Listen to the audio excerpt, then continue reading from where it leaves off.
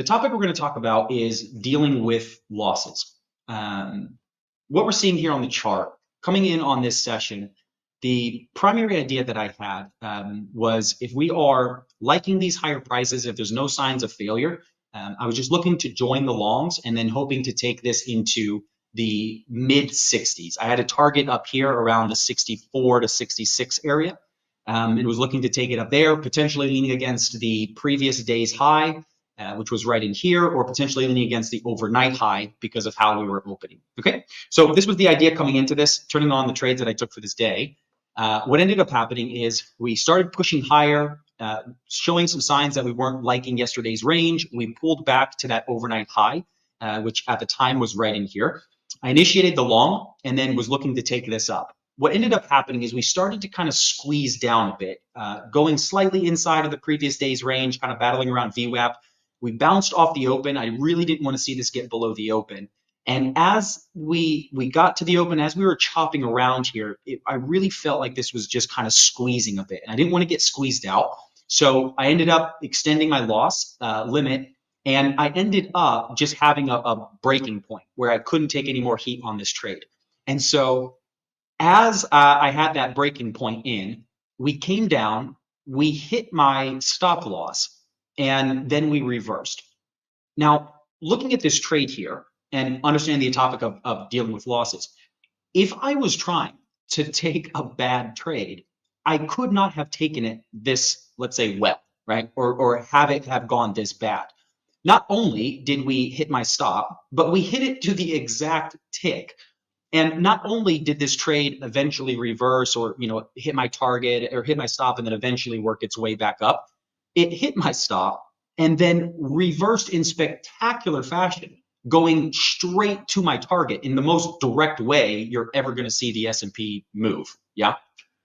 And these things, I think they should be talked about and they should be, acknowledged when they happen, because regardless of how long we've been on the screens and regardless of how long we've been trading, we all are going to deal with losses. And sometimes those losses come with, let's say, seemingly what looks like bad luck, but they happen. And in some cases, they're extremely frustrating. Thinking about this, though, and talking about this idea of dealing with losses, there's an old, not even that old, but a trading quote that just says that in trading, the best loser wins. And there's a lot of wisdom to this, but unfortunately, life does not prepare us to be good losers. And all of us come into trading bad at losing, we could say. And being a bad loser will 100% keep us from reaching our trading goals.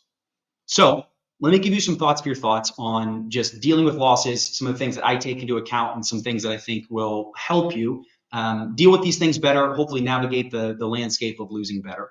And as just an introductory thought, we can address the fact and just be clear that all of us want to avoid losses. We all want to avoid losing, and we all have very negative associations around being wrong or around taking losses. And it's kind of that 1-2 punch in trading when you're wrong about your idea and you're also dealing with taking losses on top of this. And we've all been in these situations where we've been wrong about something. And because we're wrong, we feel bad about that. We feel embarrassed about it. We feel stupid. We've all been in situations where we've lost. Maybe we let the team down.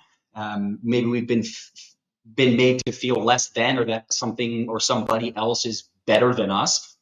And it's very normal to have a situation happen once. One time something happens, but we replay it and we rerun it up here tens, if not hundreds of times. And so we all have plenty of negative associations when it comes around losing, and we bring that into our trading. But losing is a part of trading, the same way that your opponent scoring is a part of playing sports. I'm here in Thailand, and recently I've been playing a lot of paddle. Somebody that I have a friend here that is big into it, and we've been playing almost every weekend now.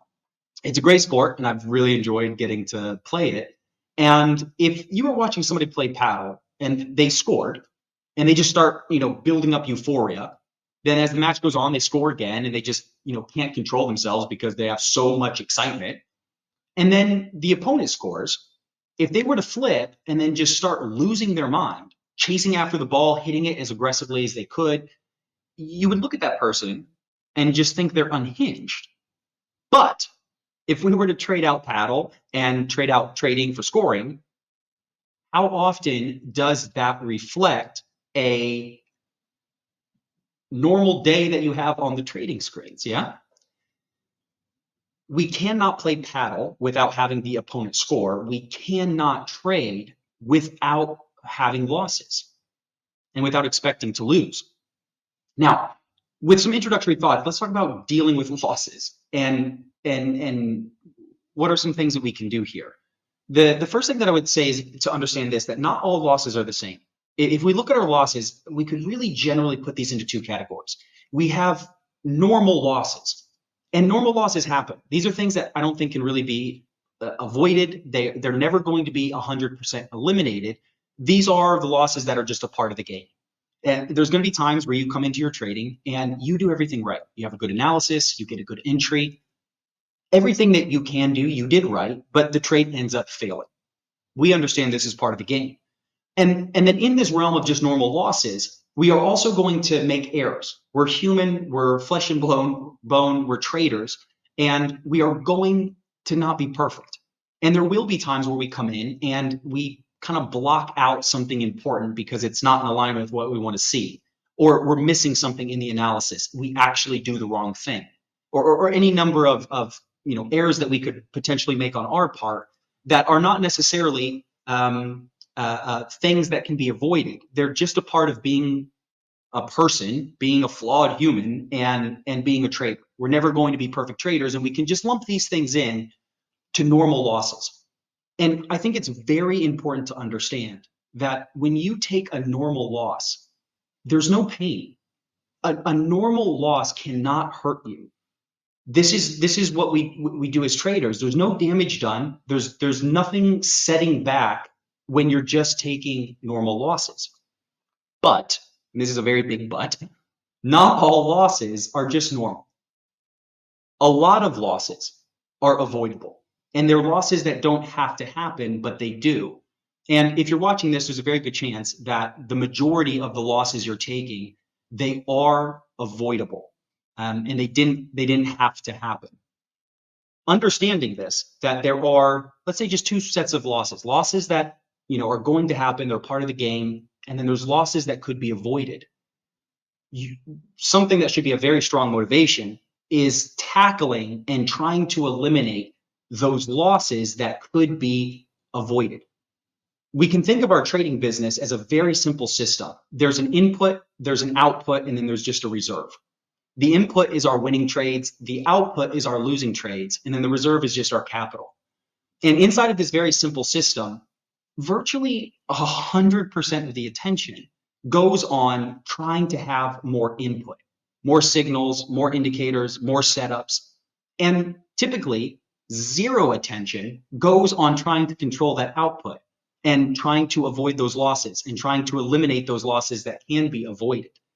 And in this dynamic of this very simple system, it would be important to understand that your output, those losses, if you can stop yourself from having $1,000 worth of losses, you have done the same thing to grow your account as if you had $1,000 worth of winning trades.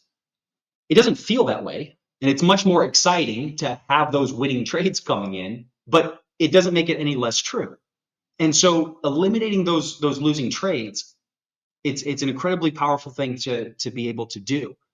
And if we're talking about avoidable trades, avoidable losses, it's very much been my experience that the majority of all the losses that could be avoided are probably coming from either over trading or getting very bad entries, getting entries that are very inaccurate. And if we're talking about over trading, potentially some thoughts here that can help you around this is, first of all, understand that there are an incredible amount of people that are incentivized for you and I to sit down at the screens and just start pushing the buttons. From funded accounts to brokers to YouTube to charting packages, there's a lot of people that are incentivized for us just to sit down and push the button. And something that I had to realize, and something that we can remind ourselves of, is that when you sit down to the screens to trade, when you look at the entire day of all the prices that were traded in that session, virtually all of them are not for us. They're not valid entry points. There's nothing that's clear. There's no edge. It's not a spot that we should be getting involved. And unless you're some type of very, very active, intense scalper, the majority of all the action you see, it's not going to be something you should be involved with, which is a nice realization and maybe something that can help you just keep reminding yourself when you feel those urges to get in there and to just start pushing, the button. Another thing that can help massively with over trading is just have for yourself an actual checklist. Think through what exactly makes a good trade, and then write that down. If you need to, stick it on your screen so it's visibly right in front of you. And every time you feel that impulse to trade, run it through a checklist, run it through a mental model of whatever it takes for you and whatever would make a good trade. But make sure you can answer questions. Do I know who's in control? Do I have a good trade idea? Is there an edge in this? Do I understand what is most likely to happen next? Is this repeatable type action that I have seen before? Is this a spot where I should be entering? Run that through. And to this day, of course, this happens to me every session. I feel that urge to get involved, and I constantly stop myself and run it through the framework of, wait, do I even have a trade here? I'm leaning forward with my finger on the trigger right now. What is going on? And we can pull ourselves back, but it really helps to just have the clarity of what makes a good trade in some kind of a checklist form, and then you can run that through and keep going back to it literally throughout the entire session, probably every session. If we're also talking about getting accurate entries and being able to time the market correctly, which is one of our most difficult jobs, okay? And I know that a lot of frustrations around getting chopped out, a lot of frustrations around algos, hunting your stops, a lot of losses are coming from just getting even the right idea, but getting the timing of it wrong and getting a bad entry in the price action. And it should be said that being able to time the market is incredibly difficult. And this is one of the hardest things we have to do. The curse of being an active retail trader like we are is having the right idea and getting the timing of it wrong. A good example being the trade that we were just looking at. Yeah. And it should be acknowledged that this is difficult. This is a skill, and this is something that we have to work in, we have to grow at, and we have to actively try to get better at. And inside the scope of kind of this rapid fire, not necessarily a video where I'm just talking about entries, but the most helpful thing that I could say about trying to get accurate entries and improving your entries is being able to read the ebb and the flow and the price action for the product that you're trading. Every product that you could trade has a natural type of ebb and flow to it. This will change, sometimes session to session, depending on the volatility. But regardless, you should be able to look at a chart. You should have a screen that's drilled in enough for the time frame that you're trading that you can look at and you can observe and see that ebb and flow that's happening.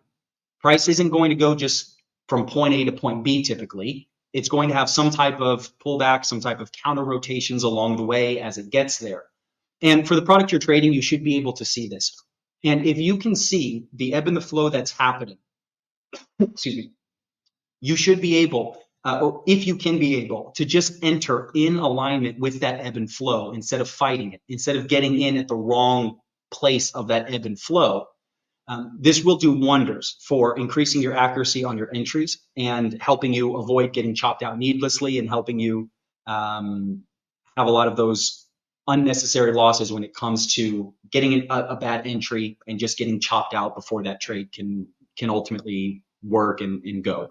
Okay, this is a big time skill, and it's one of the first ones that we really have to get good at as traders. Once we get past the analysis and once we learn a method enough to where we can put together trade ideas and have those repeatable type of action, one of the next big things is being able to get accurate entries and be able to time that correctly. So it's something to work at, and it's something that if you recognize that maybe entries are an issue for you, which they are for almost everybody, take that deep dive in there, figure out how to get that right, and start paying attention to the ebb and the flow, and make sure that you can see that before you're entering into trades. This will really help. Okay.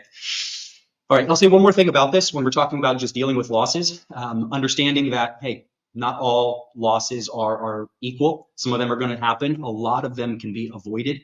And if we're talking about avoiding losses, over trading and getting bad entries is probably the culprit for a lot of these avoidable losses. And the last thing I'll say that can help incredibly when we're dealing with losses is making sure that we are making our winners count. Losses happen. And we need those winning trades to make sure that they're offsetting those losses and making sure that those are able to keep the P&L curved up. And it's been a big observation of mine that a lot of frustrating losses that happen, they actually stem from not taking advantage of winning trades. And we've all been in this situation where maybe we're in a great trade, a strong position in a good winning trade. And through the process of maybe not taking profits where we were supposed to, we let that thing roll back on us, or potentially we cut that way too early and we miss the meat of the move. And in that scenario, when that happens, it's very normal to just not feel at peace with where you're at with on the day, where you're at on your P&L.